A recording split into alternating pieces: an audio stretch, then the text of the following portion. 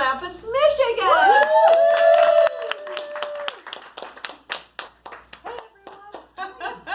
I am so excited to be here. My name is Denise Walsh from Grand Rapids, Michigan. I have never been to Palm Springs, and I came with a suitcase full of sweaters and boots.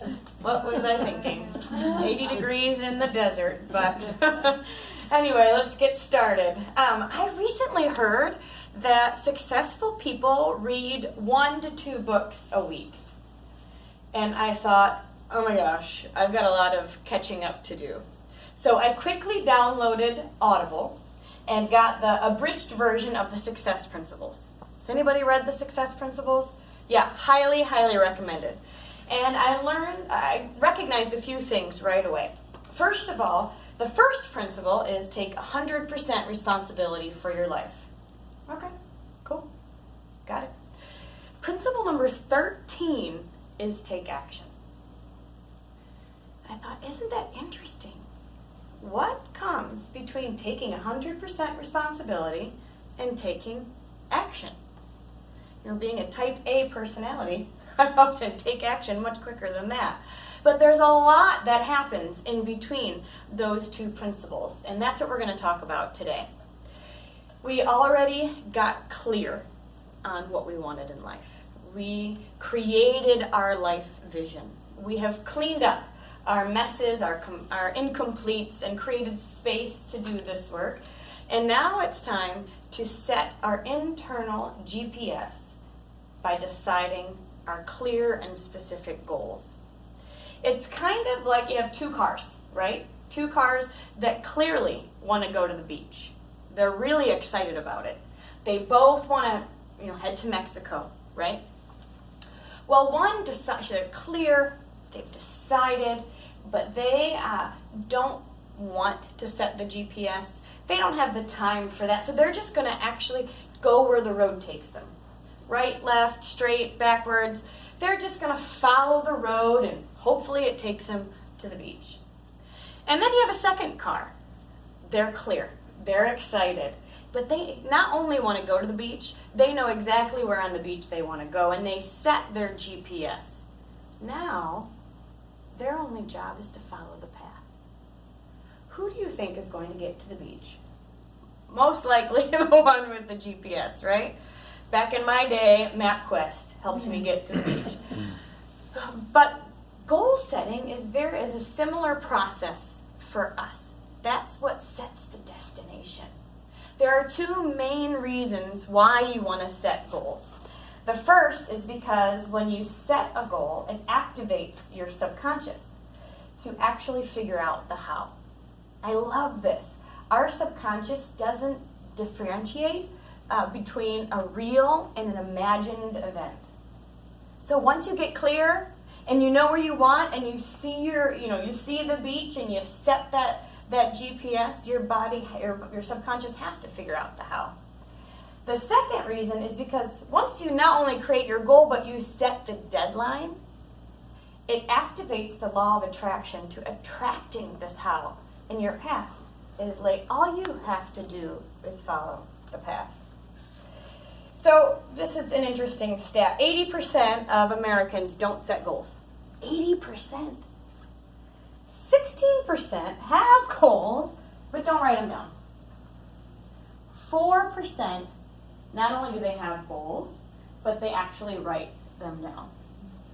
1% of the population have goals, write them down, and review them regularly. Now, I don't think it's a coincidence that the top 1% of the country own more wealth than the 90% combined. So we know that setting goals is important, right? But why don't people set them? How many of you were taught how to set goals from your family? Anyone? I know, me either. What about in school? Yeah. 10% of high schoolers are actually taught the skill of setting goals and reviewing them. Now, what are some internal reasons why people might not set goals? Anyone have any idea? Yeah. Fear of failure. Yeah. Set a goal. I set the destination. What if I don't make it? Right? What else? What are some internal things that might come up? Fear, Yeah. Fear of failing. failing, Feeling unworthy. feeling of unworthiness. Unworthy. Yeah, I don't deserve to go to the beach. I'll stay here in my cold Michigan house. Yeah? Fear of success. Fear of success. Success often brings on more responsibility and more eyes on you sometimes, and people truly can allow that to paralyze them. What else? Yeah. Laziness. Laziness. It's easier to stay stuck even if you don't like it, isn't it? It's true. I think some people have a sense that that they can't create what they want, that they just, like you said, they take the road wherever it leads them. Right. They think life's happening to them. Yes. Right. Absolutely. I agree. And I think those are things that all stopped me on my journey as well. But you know, how many of you know somebody that has set a resolution, like a New Year's resolution, but then never completed it? Yeah, me too. And 25% of people who set resolutions actually give up within a week. So most people are taking this, I'll see where the road takes me kind of attitude. So what separates those who fail to get to the beach from those who actually finish? And it's those who decide to create a SMART goal. SMART is an acronym that stands for specific, measurable, what did we decide it was? Achievable. Achievable. Realistic and time-bound.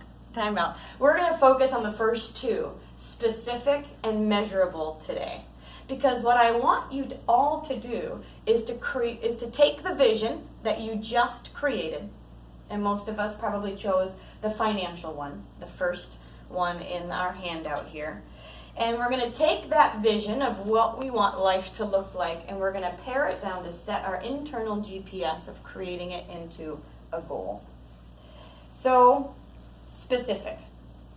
Like we mentioned, it's got to be clear. It's got to be clear. Because you could say you want to go to the beach, right? Well, do we want to go to the beach in Florida? Do we want to go to the beach in Mexico? Do we want to go to the beach in New Zealand, where there just was this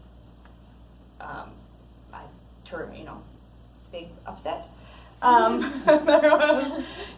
What beach do you want to go to? Do you want this white sand? Do you want rocks? Do you want friends to be there? We've got to get clear. Because if your GPS is cloudy or gray, that subconscious is not activated. So it's got to be clear.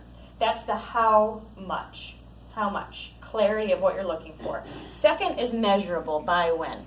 Measurable needs to be, you have to picture yourself as a third person. Would you be able to show up and know if you hit this goal or not? So an example of that is, it's not, I'm just going to go to the beach. It's, I'm going to go to Siesta Key on April 21st, 2017 with my family for spring break. Now, you can show up on April 2017 and see if I'm there or not. So how much, by when? I want it to be in present tense as well. So I am, and then have that end date. So I'm going to give you 1 minute to focus on this vision, this first one that you created earlier, and pare it down to a 1-sentence goal.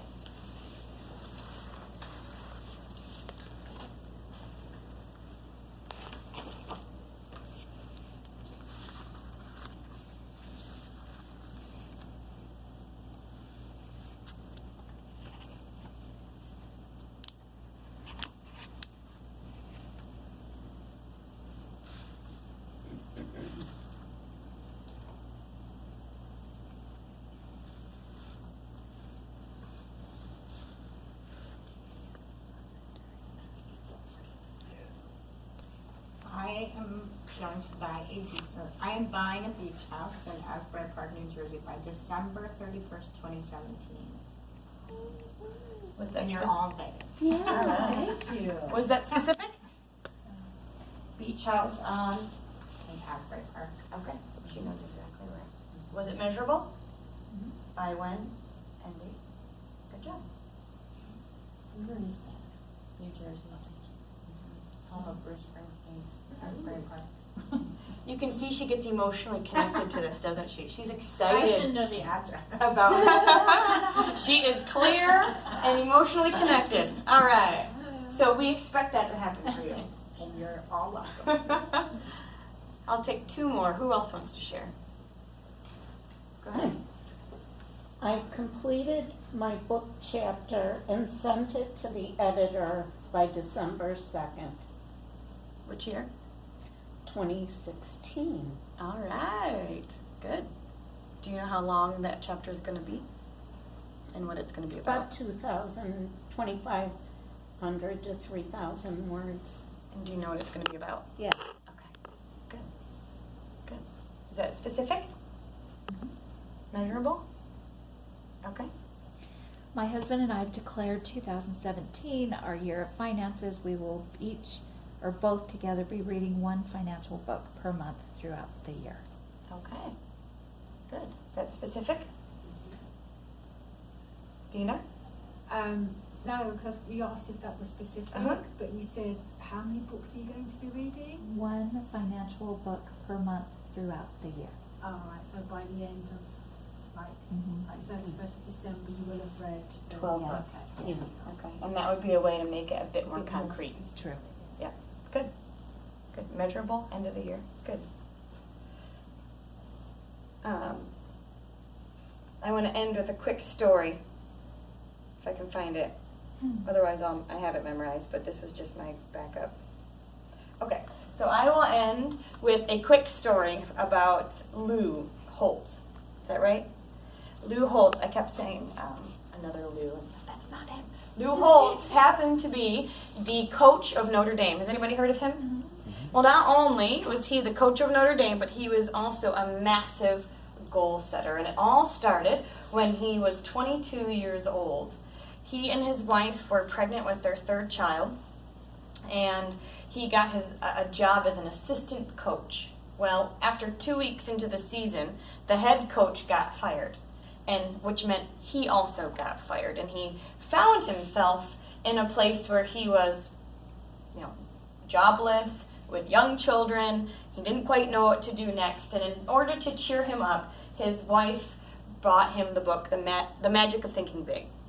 And in that book, The Magic of Thinking Big, they suggest not only to write goals for the next few years, but they say to write anything and everything you want to do for your entire life. So he got creative, he sat down, and he just started going to town. He didn't think about if or when or if it was possible or any of those details. He just got excited and started writing. Needless to say, since that story has been published, he has completed 84 out of that list, including going to Washington, D.C. and having lunch with the president, and shooting not just one hole-in-one on the golf course, but actually 2. He says, if you are bored with life, if you don't get up every morning with a burning desire to do things, then you don't have enough goals. So I challenge you to take this current vision that you have, to create it, and set your internal GPS by creating and establishing a goal. And be like that 1% who not only creates goals, but writes them down and reviews them regularly, because you are going to achieve them. Thank you.